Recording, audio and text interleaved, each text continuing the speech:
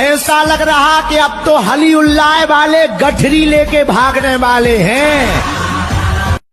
मैं तो उस छतरपुर में बैठा हूँ, मुझे तो पता नहीं था, आते आते पता चला मैं तो छोटे दज्जाल के बहुत करीब बैठा हूँ, जहाँ रोज चिट्ठी निकाल करके दिखाई जाए।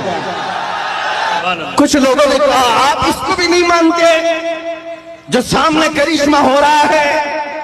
अरे दूर दराज से आया हुआ है अपनी हाजतें लेकर के पूछने के लिए, उससे पहले बाबा बताता, इसको भी नहीं मानते? हमने कहा 1400 साल पहले हमारे रसूल ने बताया, इससे भी बड़ा आएगा जो पानी बरसा के भी दिखाएगा, इससे बड़ा आएगा जो जमीन से सब्जा निकाल के भी दिखाएगा, उससे बड़ा आएगा जो लोगों को मार कर जिंदा करके भी दिखाएगा। उस वक्त के लिए भी हमारे नबी ने हमको तैयार रखा है। इस तरह के करिश्मों पर अपना ईमान न बेच देना। मौत तो हयात का मालिक सिर्फ मेरा रब्बुल आलमीन है।